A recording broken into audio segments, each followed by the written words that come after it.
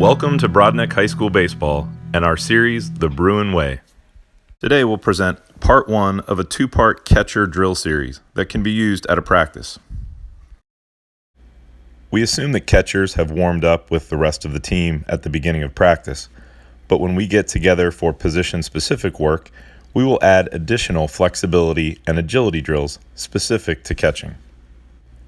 These shuffles have an agility component, but they also help us focus in on the proper posture and stance for receiving.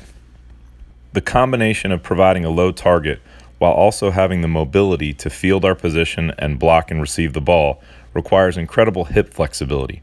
These stretches, called the scorpion stretch, help the catchers work on that very important hip flexibility component. We should work on our flexibility not only to improve our performance, but also to keep us healthy. The goal in these modified leapfrogs is to have your hands remain on the ground and have your feet jump past them as you leap forward. There are two stances used by the catcher, the sign-giving stance and the receiving stance. In this portion, we'll work on our receiving stance, walking in, spreading our feet out with toes pointed out so we can sink our hips down low and give a low receiving target to the pitcher. We'll repeat this 3 times. The catcher's receiving stance is one of the few athletic stances where we want the feet to be flat on the ground. The flat feet in the receiving stance are a key component to catcher mobility. As a warm-up, we'll have a coach point to the right, the middle, and the left and have the catchers receive without the ball. Here's a pitch to the right, and you'll notice that the catchers move from their sign-giving stance, skipping to position to their receiving stance on the first movement of the coach. Now you'll notice on the pitch to the left side of the plate, the catchers will sway over, shifting their body a little bit so that they can receive that pitch without turning their shoulders. Here's the coach making his first movement. They skip to position, sway, and then stick the pitch. The big catcher's mitt, with all of its padding, can become a crutch for young catchers.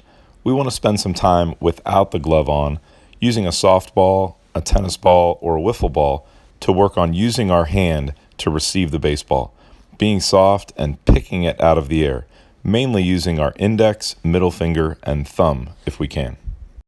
In this portion of the drill period, each catcher will receive 3 balls inside, 3 balls down the middle, and 3 balls away, using the proper technique, generally keeping their body and head quiet on the pitches that are to the right and the middle, and allowing their body to sway slightly, again, so they can reach the pitch on the left side of the plate without turning their shoulders. As we catch or receive any borderline strikes, we don't jerk the ball back into the zone. We use subtle movements, such as on the low pitch, extending the arm, pushing the thumb up, or snapping the ball slightly back up into the zone. We don't want the umpire to see us jerk the ball back into the zone, making it obvious that we think the ball wasn't a strike. Place a ball between your palm, pinky, and ring finger for an added degree of difficulty. In the bunt portion of the drill set, we'll field the 5 basic bunts. First, a ball down the first baseline. The catcher comes out, fields the ball between his glove and hand, clears to allow a throwing lane, and then throws the ball to first base. The catcher then hustles back to home plate and fields a ball out in front between the plate and the pitcher's mound. The next pitch is a ball down the third baseline. This is a special one where the catcher comes out and rounds the ball so that he can turn glove side, making his throw to first base. Our next bunt is a poor bunt that ends up right in front of home plate. We simulate this situation with a runner on first, so our fielder moves to second base. With this poor bunt, our catcher comes up and gets the force out at second base instead of going to first. Our next situation has runners on first and second, so our fielder moves to third base.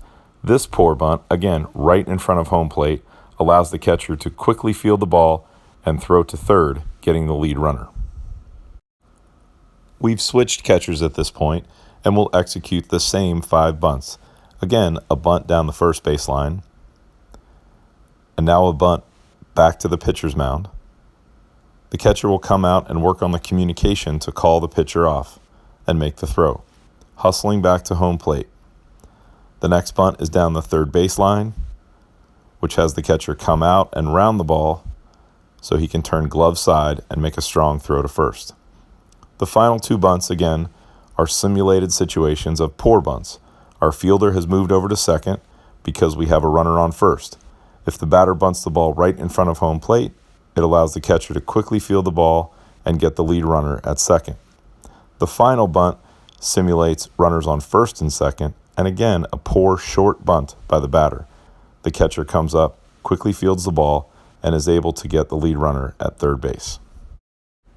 We'll handle this receiving period in a very similar way as our tennis ball drills, with 3 balls thrown to the right side of the plate, then 3 balls to the middle, and then 3 balls away.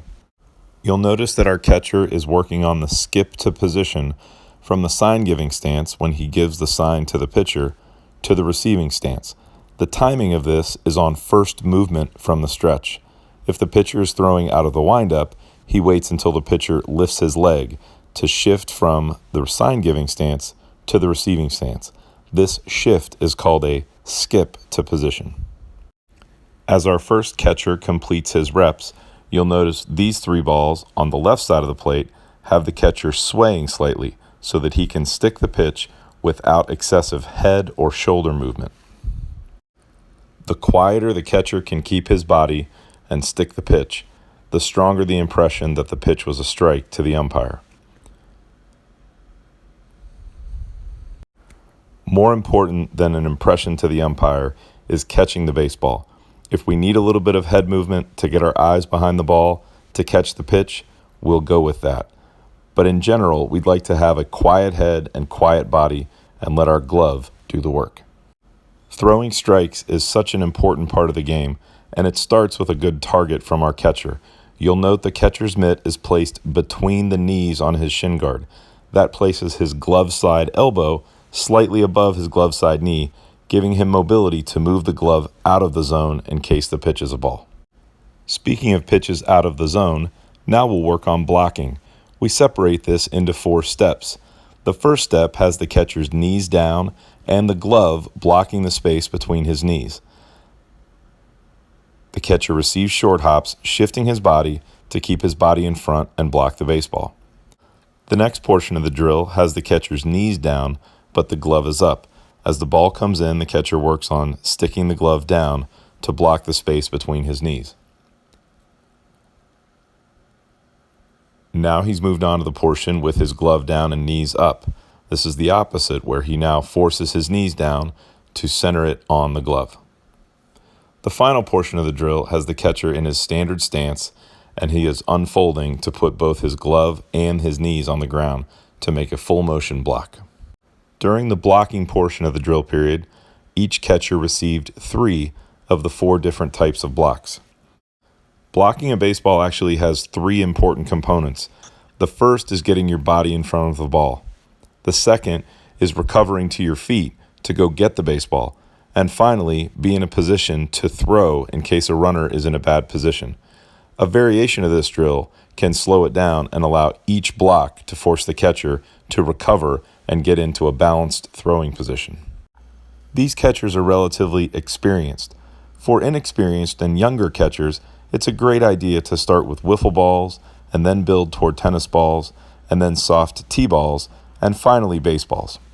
It's all about establishing comfort using your padding to let the ball hit you and remain in front of you. For older players, this period could be enhanced by use of a pitching machine. Stretching during practice is a great way to enhance flexibility, very important for our catchers. It also provides an opportunity to talk about baseball IQ topics. Baseball IQ is incredibly valuable, especially for catchers as they command our team's defense. This is a good opportunity to accomplish 2 things at once.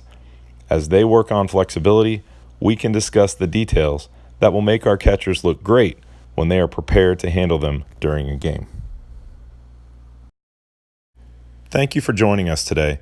There's a second video in this series for catching drills, as well as a 2-part video series on catching fundamentals. And thank you for your interest in doing things the Bruin Way.